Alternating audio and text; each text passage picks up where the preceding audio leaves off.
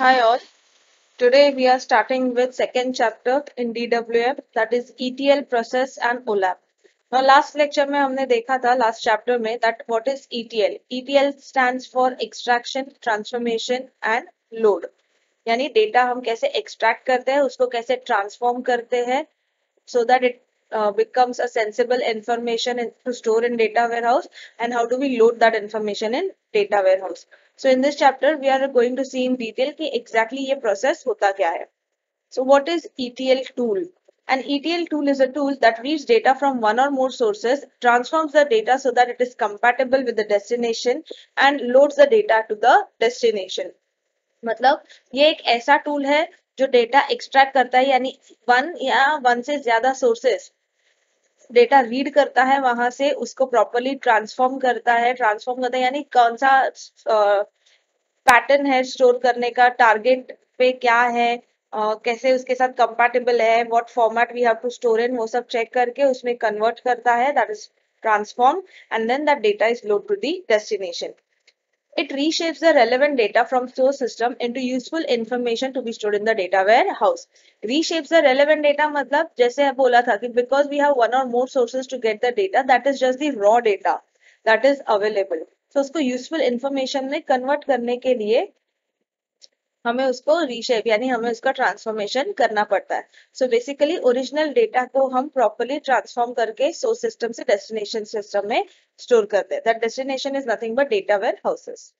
What are the desired features कि क्या क्या होना चाहिए. First, the automated data movement across the data stores and the analytical area in support of a data warehouse, data mart or ODS efforts. यानी automated data movement, data warehouses में data mart से हो या data warehouse से data mart में हो, कहीं पे भी the data should be move automatically. It should be possible to move की क्वेरी से हो, मैनुअल इंटरवेंशन की जरूरत ना लगे बार बार. Next, extensible robust scalable infrastructure. Extensible मतलब कि जब भी कोई भी इंफॉर्मेशन नया ऐड होगा, उसको अपडेट करना रहा तो it may take larger spaces and all, so that should not hamper the performance. तो वो इजीली एक्सटेंसिबल होना चाहिए. रोबस्ट जैसे बोला था कि एक्सटेंसिबल हुआ तो भी परफॉर्मेंस हैम्पर नहीं होना चाहिए. सिस्टम क्रैश हो गया, मेमोरी प्रॉब्लम हो गया, हैंग हो गया, रेस्पॉन्स स्लो हो गया, ऐसा सब नहीं होना चाहिए.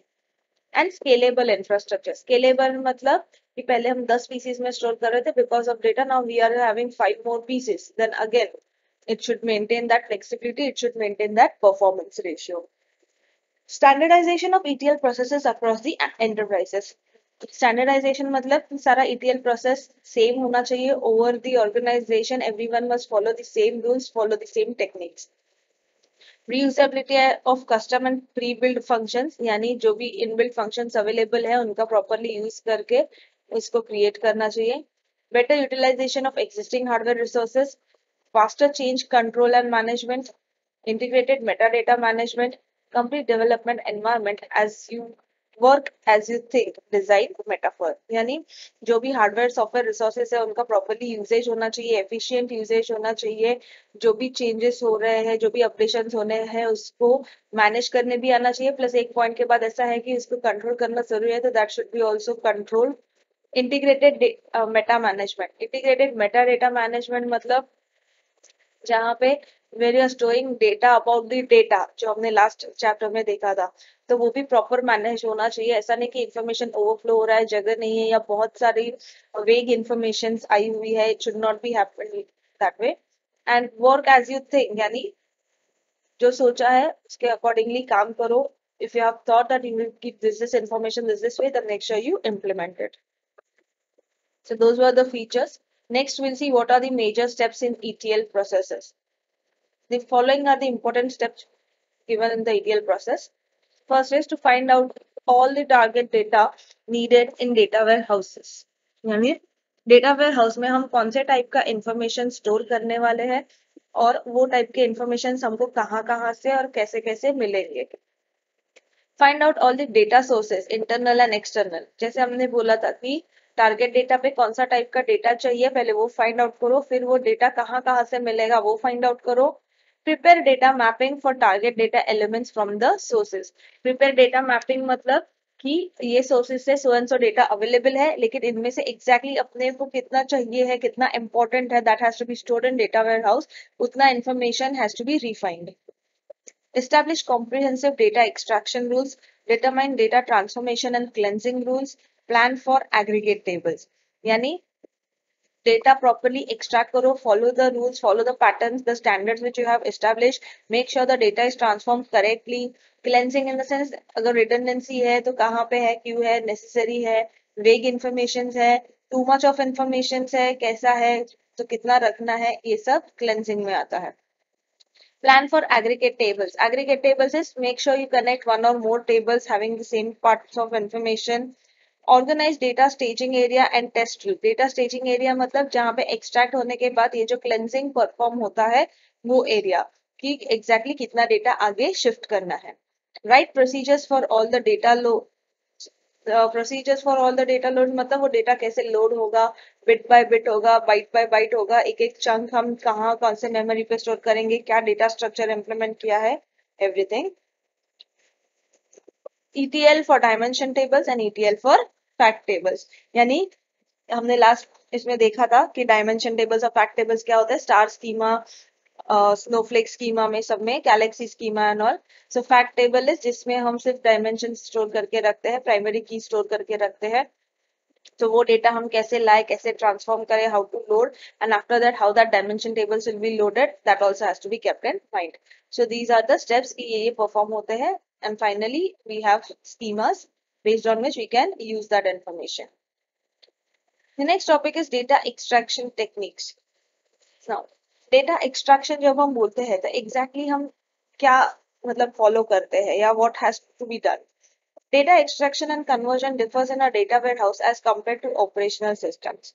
यानी based on different businesses, based on different organisation, what operations they are performing, so extraction procedure may vary according to it. Two major factors differentiate them. They are data is extracted from many separate sources of data warehouse. Data needs to be extracted on an ongoing incremental loads and one time initial full load. मतलब दो factors affect करता है, यानी उसको अलग करता है rather. First की डेटा जो एक्सट्रैक्ट होता है वो बहुत डिस्ट्रीब्यूटेड सोर्सेस से होता है, यानी बहुत अलग अलग जगह से आता है डेटा वेयरहाउस के लिए. सो सबसे दूसरा पार्ट ये है कि जो डेटा अलग अलग आता है वो डेटा पहले अलग अलग कलेक्ट करो, अलग अलग जगह से लाके एक जगह पे रखो और फिर वो एक ही साथ पूरा डेटा वेयर हाउस में उसको लोड करो. These two factors increase the complexity of data extraction process in a data warehouse. This data extraction can be carried out using a third-party tool along with house programs or scripts. List of data extraction issues. यानी issues क्या क्या हो सकते हैं data extractions के वक्त. First is source identification. यानी पहले तो identify what sources you are extracting from, whether it is giving correct information or not. Methods of extraction. What are the methods? Manual है, tool based है, software related है, कोई hardware use होगा, किसी और system को connected करके use होगा या कैसे होगा. Extraction frequency. Extraction frequency मतलब at what frequency the data needs to be loaded, the data needs to be carried out. So कितना demand है, कौन सा important data है. Frequency needs to be defined whether it should be carried out on daily basis, weekly basis or quarterly basis. कि हम कितने frequently data वहां से use करेंगे. Time window needs to be decided for each data source. यानी एक data source से हम एक घंटे में ये वाले सोर्स से इतना ही इंफॉर्मेशन निकालेंगे, next 1 hour will take information from the next source. ऐसा टाइम विंडो से किया तो then only it is possible for us to go through all the sources. Job sequencing is to find out whether the beginning of one job has to wait until the previous job has finished completely or not. कि ऐसा ना हो कि randomly extract हो रहा है तो सारा information mixed up हो गया, mess create हो गया. So job sequencing has to be followed where we have to make sure that whether the sequencing is allowing parallel loading or it is like sequential कि one has to wait till the other one completes. Next is exception handling. Exception handling is अगर कोई error आता है, कोई बीच में problems आता है, so the input record जो हमने दिए हैं या डेटा जितना भी लोड हुआ है उसमें कोई प्रॉब्लम नहीं होना चाहिए. तो ये एक्सेप्शन या एरर्स कैसे हैंडल होते हैं, that has to be taken care of. The next we study is data sources, which we better cover in the next video.